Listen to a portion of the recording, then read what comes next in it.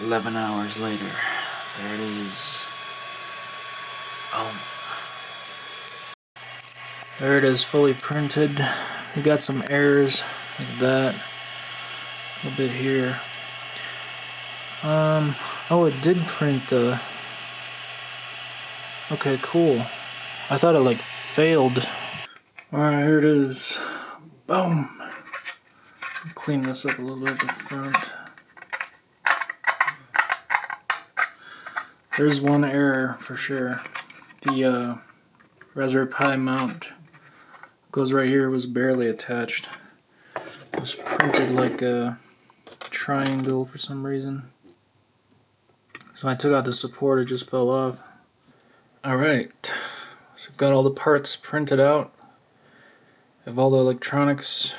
We've interfaced with them before. Now it's time to assemble. Which I'll throw up a wiring diagram of how everything comes together. This was a project I wanted to get done in a few days, so I did cut some corners as far as making sure all the connections are good. Like the plastic is strong enough in all areas kind of thing. So I'm probably going to go through and add some hot glue to strengthen these joints. I hope that's what happens. I mean, it's plastic, the hot glue might melt it. But yeah, like this is where the camera will get mounted to. When you're assembling this, you do it in order. Like the camera goes in first, and then the battery goes in second, which you have to sand the ends and solder to it. You could like have a battery case or whatever, but in my case I just wanted to solder to the battery. And then the IMU goes here. DC-DC boost converter kind of just sits on the ground there. The charger goes up here, facing the hole. This button right here, it goes in the hole up there. The D-pad's already in, although I have to glue it down. Here's our switch, shutter switch. That'll go up here. That's just screwed in place.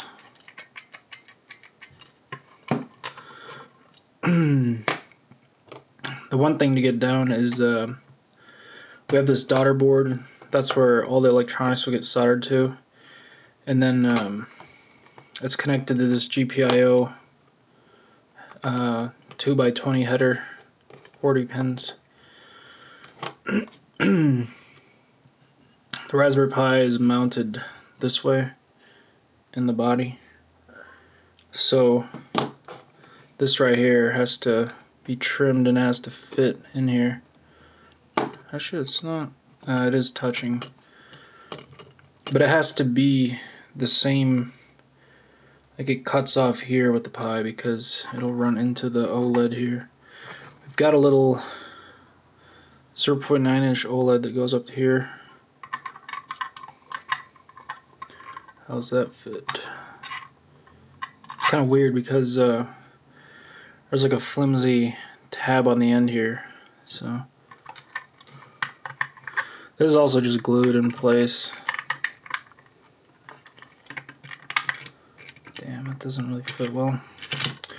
Forgot to take into account this. The header has a thickness. Well, we'll make it work. This is the first one. Probably nobody's gonna build this camera, so understandably so. It's a lot of work. Yeah, I'll just glue that down. So you'll see it from the top, like this. It's not really great, the form factor of this OLED, because it's not like the tallest part is the display. The headers stick out like the same level.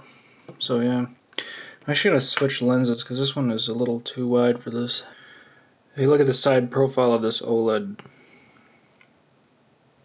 the header on the left there is the same height as the OLED itself. When I was designing it, it was supposed to be like flush with this gap here, but it's kind of a weird shape. So it'll just sit underneath that lip. You'll just read it like directly on top.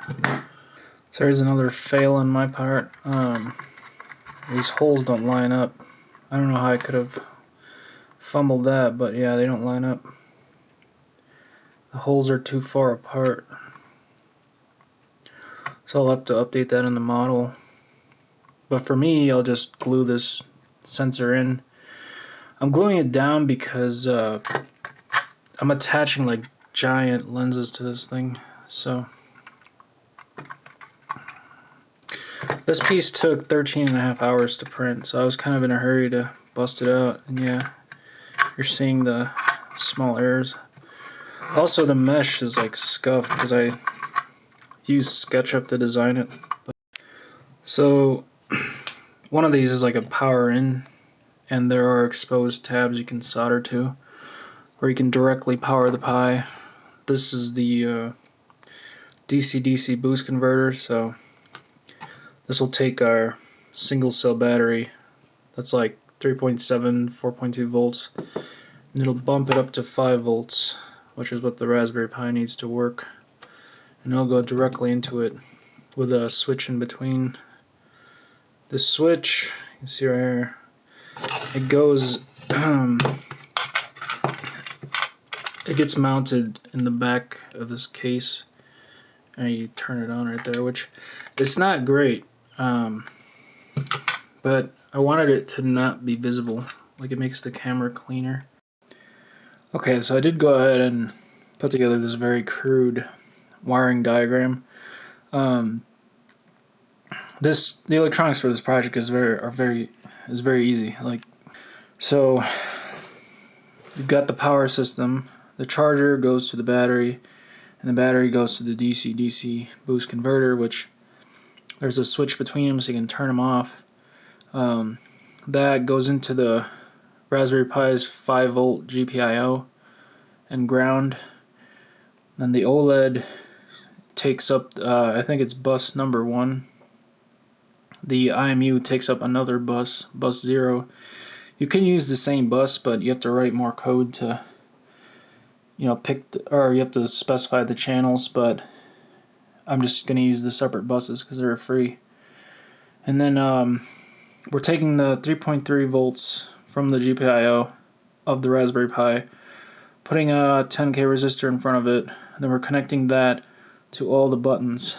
And the buttons are just on-off circuits, like open, close.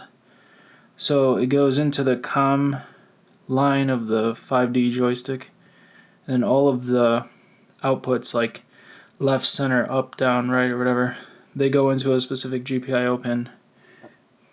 Same for the back button and the shutter. So there's 7 buttons. We've got 2 displays.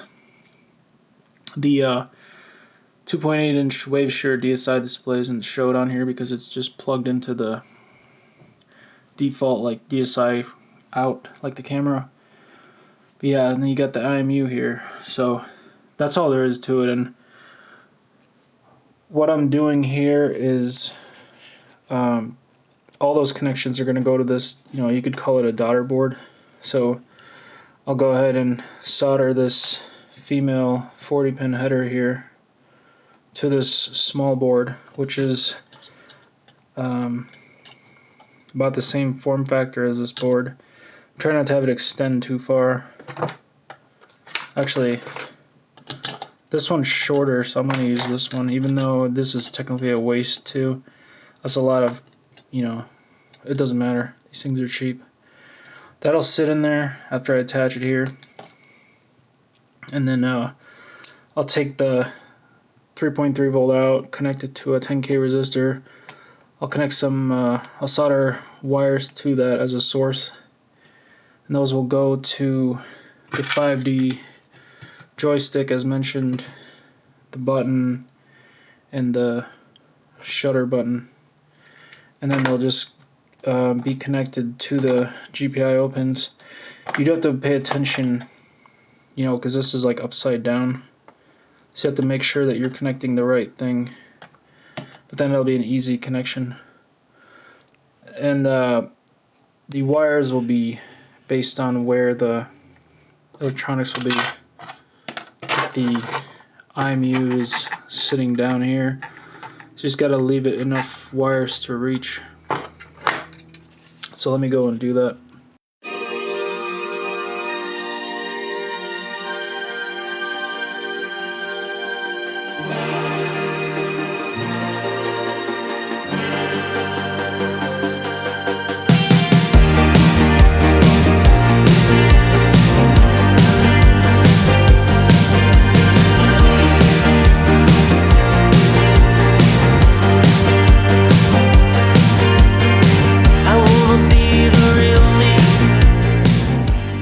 Yeah, so unfortunately, I'm kind of like tired, so I'm just building this, I'm not really explaining how I'm doing it, but one thing I do use is this nylon wire. It's just nice to work with, bendable, so I get some of that.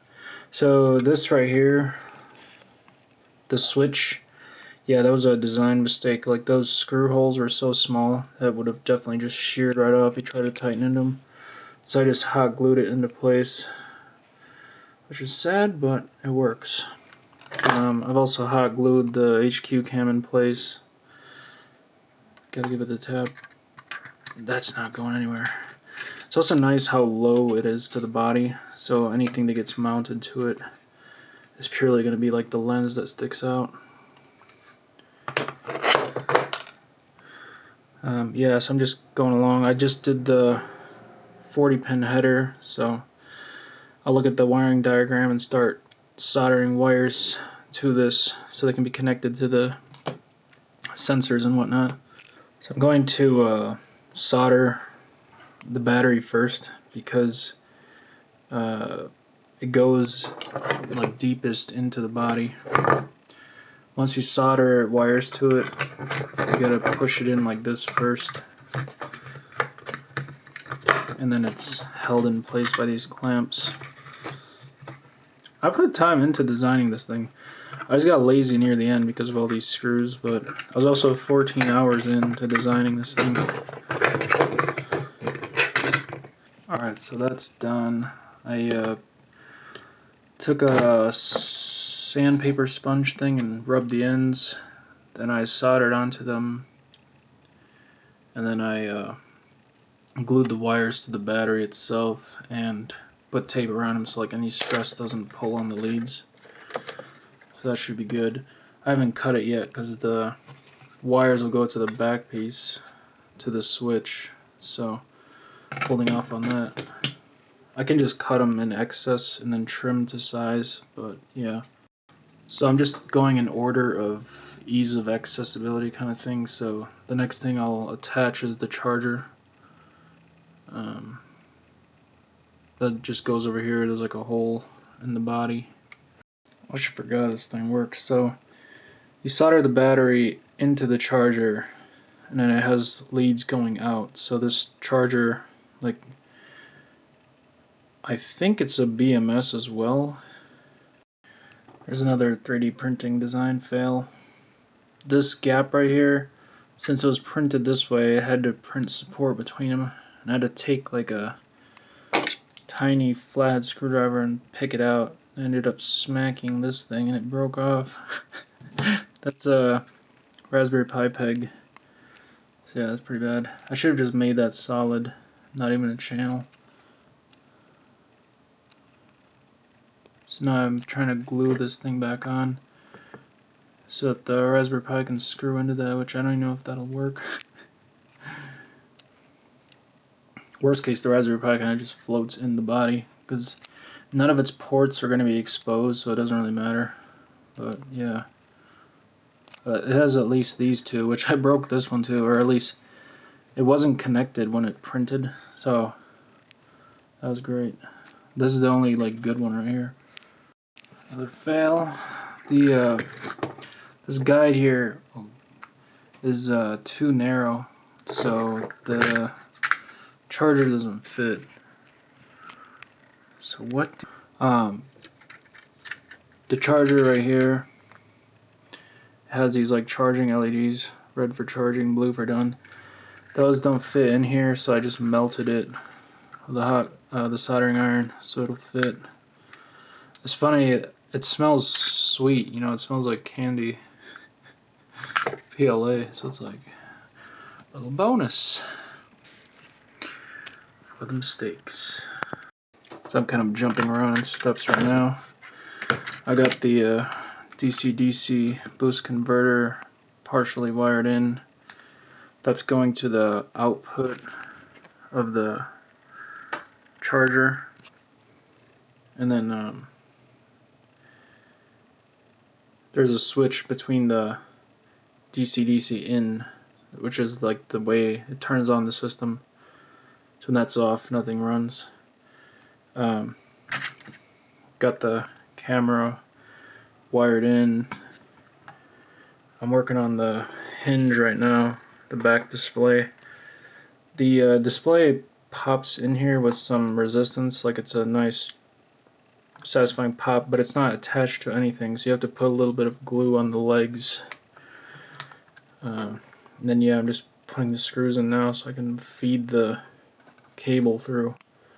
So this actually turned out pretty nice right here. It does want to stay open because of the resistance, but it's solid. Put the 4 screws in, and yeah, got yourself a flip display, baby. That's pretty dope. And you just pull it upwards like that to open it. Oh god, that sounds so bad. It's like cheap plastic. That's what it is though. I still haven't taken this off. That's ceremonious once it's powered on and working. Alright, so there's a square hole in there. The back button switch fits right in there. I'm just going to put glue around it. That's a simple like circuit breaker switch, you know. Follow the parallel lines on the back of the switch. Alright, so I screwed this up too. This button here, like, I designed it where it would be the black piece, the plastic, the click was sticking out above the plane, but it has these little black dots on the side, and they're almost like the same height, so they were preventing it from sticking out, so you couldn't click the button. So I just burned a square out so I can have the whole button exposed. Oh well. What's cool though is the back, like seeing that shell, you know, 3D printed piece of plastic. Anyway, making progress. Alright, so I'm really getting lazy. I'm not even doing like shrink wrapped wires at all. I'm just soldering them separately, then hot gluing them so they don't touch and move. Alright, so got the IMU in, I've got the OLED in. They're not wired together yet. I have to do the actual soldering to this board here. I need to put the 10 kilo ohm resistor still too. But it's coming together. All that stuff in there. I didn't realize how tiny this thing is. The OLED is just a small strip of the display, and it's super like countersunk because I got the dimensions wrong. So you got all the wires connected here, still, you know, free floating. I'm about to do the soldering of the daughter board, and that'll actually connect everything. And then I'll do a connectivity test, make sure everything works before I actually assemble the camera in one piece. But I'm getting there. Unfortunately, this project isn't really reproducible. Like, the files are there and everything, but like, you really have to want to make this thing, you know. It's not like easy. It takes work. I mean, it is easy conceptually. It's not like embedded system or something. You're just plugging wires together, but like the body's poorly designed by me, so it's like you're fixing it as you go along. Alright, so now I have to join the two halves together. That's positive 5 volts in right there. And then join to the switch, then connect the 3.3 volt to a rail of power for the buttons. the 10K resistor will be connected there. So I got to join all that, and then the OLED and the IMU have to get wired in as well. Alright, so here you can see how lazy I am. That's the 3.3 volt power bar to connect all the buttons to. So I just got to attach all the buttons to that. And then if any of them allow power through, then they're clicked. Alright, I do have a problem right now where when I powered it on, it's buzzing. Red LED. Supposedly it's like backfeeding or something, which I don't understand why that would be happening. They said power it with the 5 volt and ground pin.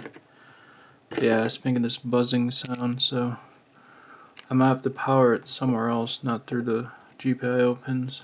So I'm going to solder power to TP1, and then ground is TP7 and TP12, so I'll just do TP7 because it's farther away.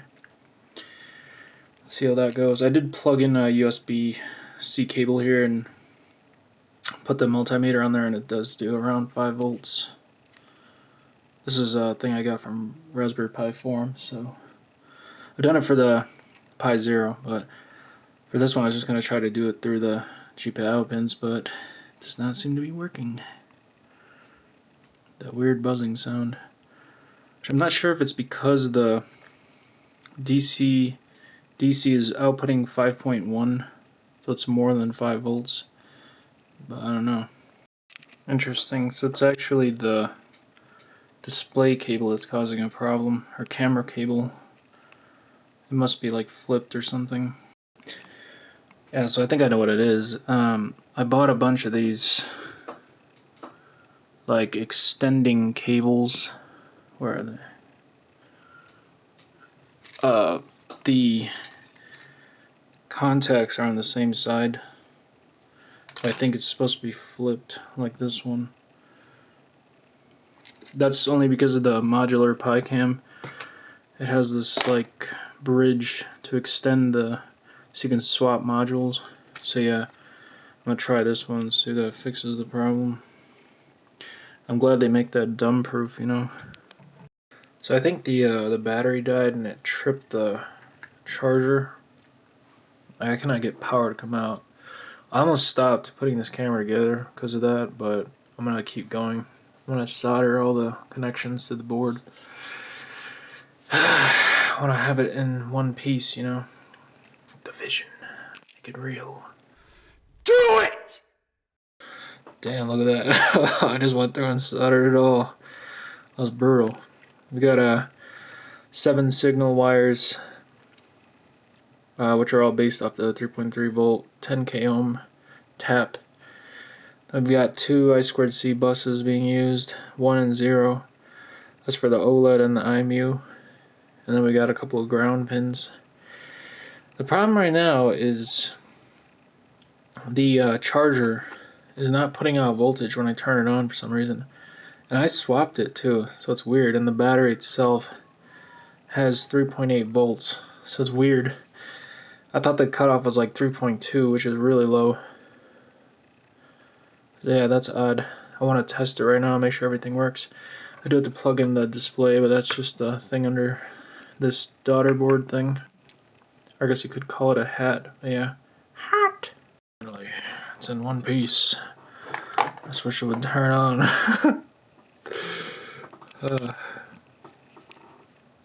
It's so fat. Oh my god. Look at how chunky this camera is. Damn. Damn. Holy shit. That's so fat. That's messed up right there.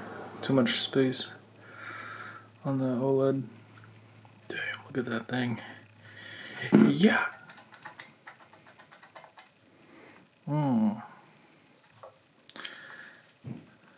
I stripped one of the screws already. It's in there floating around. Look at this. Oh, it's got a hinge display. That doesn't stay up. That's pretty cool. Look at that thing. Damn. And a switch that's hard to turn on and off.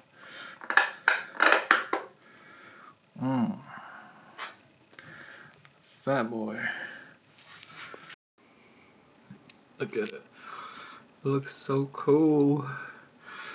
I'm charging it right now.